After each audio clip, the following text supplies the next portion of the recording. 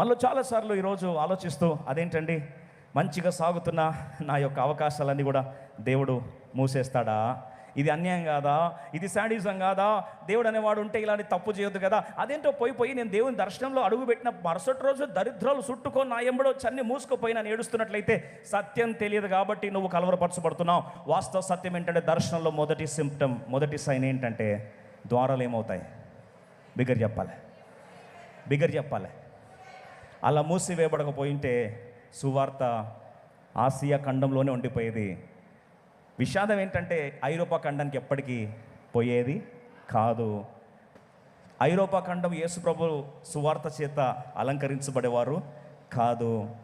ఒక మాటలో చెప్పాలంటే ఇన్ని అద్భుతమైన సాంకేతిక పరిజ్ఞానాలు కానీ, సైంటిఫిక్ ఎక్స్ప్లోషన్ కానీ, డెవలప్మెంటల్ ఎక్స్ప్లోషన్ కానీ, కల్చరల్ ఎక్స్ప్లోషన్ కానీ, బైబిల్ తర్జుమాలు చేసింది స్టార్ట్ చేసింది ఎక్కడ తెలుసా? ఐరోపా ఖండంలోనే.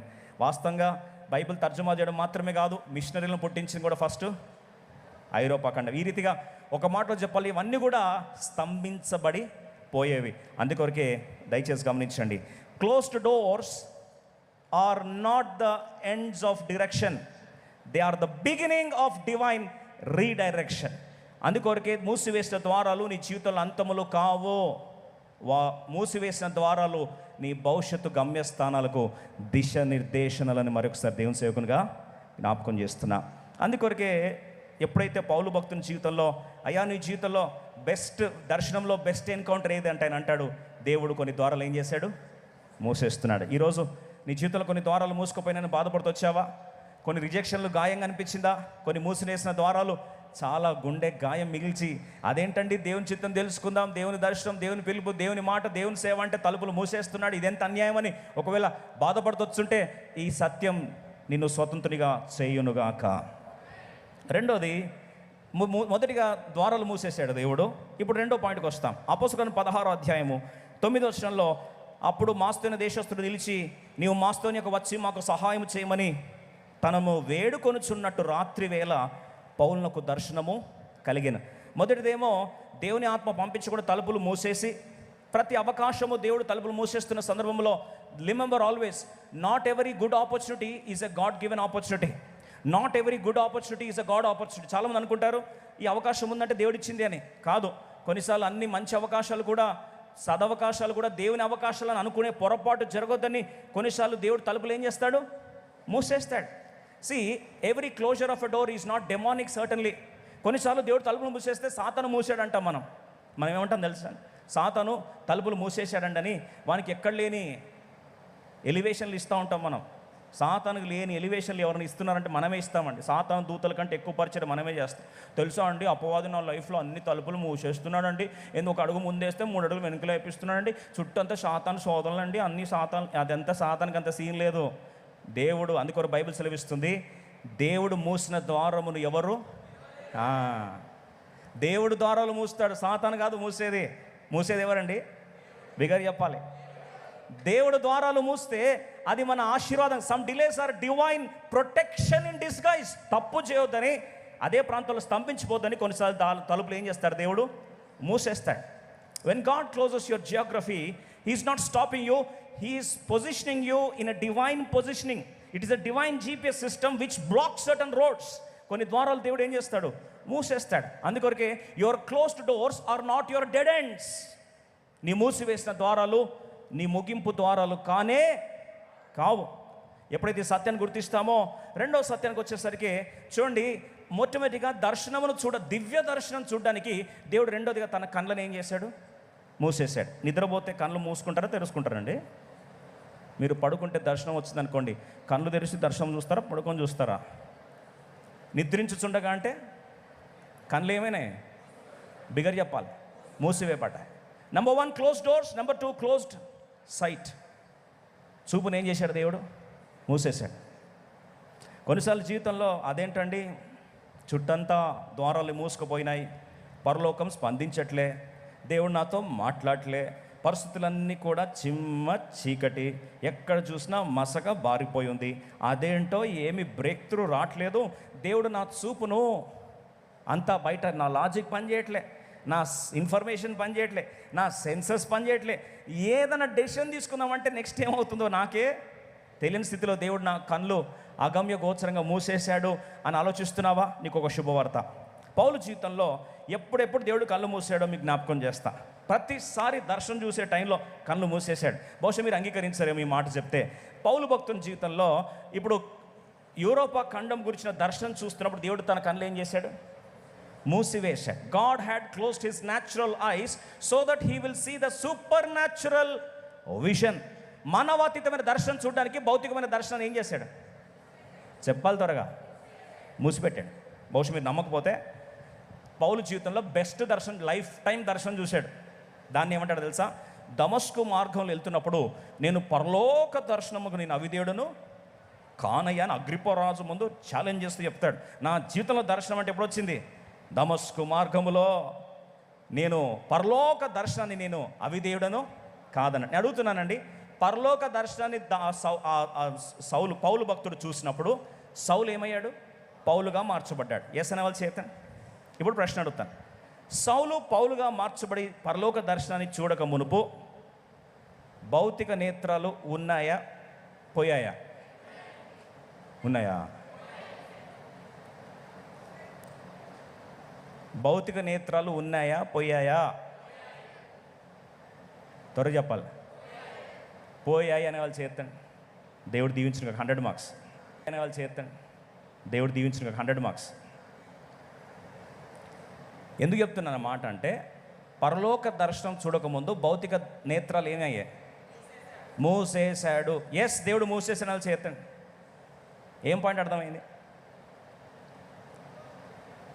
ఈరోజు మెసేజ్ మీరు చెప్తే నేను సంతోషిస్తాను విని. ఆత్మీయ నేత్రాలు తెరవబడడానికి, పరలోకపు దర్శనము చూడడానికి భౌతిక నేత్రాలను దేవుడు ఏం చేశాడు? మూసేశాడు. 3 రోజులు అమ్మా అయ్యలారా నా చేయి పట్టుకొని నడిపేయండి. నేను ఎక్కడ ఉన్నాను? ఇది దమస్కా ఏ మస్కు? మస్క్ ఉంది నా కళ్ళంతా. అంటే పక్కన పనులు చేతి పట్టుకొని తీసుకారు సార్, ప్రస్తుతం మీరు గుడ్డోళ్ళు మేము చెప్పినట్టు నడవాలి సార్ అని చెప్పి చేయి పట్టుకొని తీసుకెళ్తాం. కొన్నిసార్లు లైఫ్లో జాగ్రత్తనండి. కొన్నిసార్లు లైఫ్లో ఇతరులు పట్టుకొని నడిపించే పరిస్థితి వస్తే ఇజ్జత్కే సవాల్ అన్నారు వెంటనే. అందరిని నడిపించే నాయకుడికి ఈరోజు ఒకరు చేయి పట్టుకొని లెఫ్ట్ గుంతుంది. ఎంత ఈగో హర్ట్ అవుతుంది కదండి. ఎస్ అనే వాళ్ళు చేస్తారు. దర్శనం చూడాలండి మేము దేవుంది. అంత ఈజీగా దర్శనం చూడాలంటే ఈగోని ఏం చేస్తాడు? చూర మనసులో అనుకున్నది, రే ఇన్ని రోజులు నేను చెప్పినట్టు నడిచేవాళ్ళరా మీరు, ఇప్పుడు మీరు చెప్పినట్టు నేను. టైం మారిందిరా, టైం మారింది. Day 1, day 2, day 3. ఎన్ని రోజులు గుడ్డోడు? అంటే గుడ్డోడని రాయలేదు, కళ్ళు పోయినంటే అదే కదా. అననీయ ఇంటి దాకా ఎవరు తీసుకొచ్చాడండి? ఆయన కింద పనులు ఏం చేశారు? చేయబట్టుకొని నిస్సహాయుడైపోయాడు పౌలు. ఎస్ అనే వాళ్ళ చేత. ఒకరి మీద ఆధారపడి వస్తుంది. ఎస్ అనే వాళ్ళ చేత. గాయపడి అహంకారం దెబ్బతిని నా బ్రతుకులో ఇన్ని రోజులు సవాల్ చేస్తున్నాను, ఈ రోజు నన్ను ఒకరు వేరే వాళ్ళు పట్టుకుని ఏం చేస్తున్నారు? తీసుకెళ్తున్న ప్రభు అన్నాడు, నీ పరలోక దర్శనం చూడాలంటే నీ భౌతిక నేత్రాలు ఏమైనాయి? మూసివేయబడతాయి. కన్ఫ్యూజన్లోకి వెళ్ళిపోతాం. ద్వారాలు మూసుకోపోయినప్పుడు లాజిక్ పనిచేయదు. మస్క అనిపిస్తూ ఉంటుంది. మేఘావృతమైన అనిపిస్తుంది. ఏం అర్థం కావట్లేదండి. లైఫ్లో కన్ఫ్యూజన్ పీక్ అయిపోయింది. నిజంగా నేను దర్శనంలో ఉన్నానంటారా? నేను నిజంగా దర్శనంలో ఉంటే, నిజంగా పిలుపులు ఉంటే కళ్ళు కనిపించాలి, కానీ ఉన్న కళ్ళు దేవుడు పీకేస్తాడా? కనిపించాల్సిన నేత్రాలు కూడా పోతే నేను ఎలా నడవాలి అంటే అదే పాయింట్. మరి పరలోక దర్శనమును అనుభవించాలి అంటే భౌతిక నేత్రాలు మసకబారిపోవాలి. భౌతిక ఇన్ఫర్మేషన్ అంతా కూడా ఏమవుతుంది? తీసివేయబడుతుంది. అదే కదా మరి పరలోకపు దర్శన మర్మం. ఈరోజు మన జీవితంలో దిశానిర్దేశం లేక భవిష్యత్తు ఏమవుతుంది? అగమ్య గోచరం నుండిపై రాత్రి జీవితము, చీకటి జీవితాలు బతుకుతున్నామని బాధపడుతున్నావా? మనలో చాలామంది I'm going through utter darkness. రాత్రి అనేది ఎక్కువ సమయం అయిపోయిందండి. చీకటి చాలా గంటలు నా జీవితాన్ని మోహరించి ఉన్నాయి. బాధ తప్పు హృదయంతో నిజంగా దేవుడు నాతో మాట్లాడుతూ ఒక మాట చెప్తాను. నీ జీవితంలో చీకటి పెరిగిన ప్రతిసారి, చుట్టుపక్కల భౌతిక నేత్రాలు మూగబోయిన ప్రతిసారి, భౌతిక నేత్రాలు మసకబారిపోయిన ప్రతిసారి, లాజిక్ ఫెయిల్ అయిన ప్రతిసారి, ఇన్ఫర్మేషన్ ఫెయిల్ అయిన ప్రతిసారి, ద్వారాలు మూసుకుపోయిన ప్రతిసారి, నీ ఇంట్యూషన్ పాడిన ప్రతిసారి, నీ యొక్క విజ్డమ్ అంతా చెక్కు చేరిపోయిన ప్రతిసారి ఒక మాట జ్ఞాపకం చేస్తా. ఎందుకు దేవుడు చేస్తాడు తెలుసా? కీర్తన 16:7, Psalm 16:7 ఒక బ్యూటిఫుల్ మాట రాసు చూడండి. దేవుడు తన ఆలోచనను రాత్రి వేళ దైవజనునికి ఎలా నేర్పిస్తున్నాడో కీర్తన 16:7 త్వరగా చదువుతాం. నాకు ఆలోచనకర్త అయిన యెహోవాను, ఎవరండి? ఆలోచనకర్త, మై కౌన్సిలర్, మై గైడ్. నా ఐడియా నేను పొందుకుంటున్నప్పుడు నా ఆలోచనకర్తని యెహోవాను స్తుతించెదను. Next point important. రాత్రి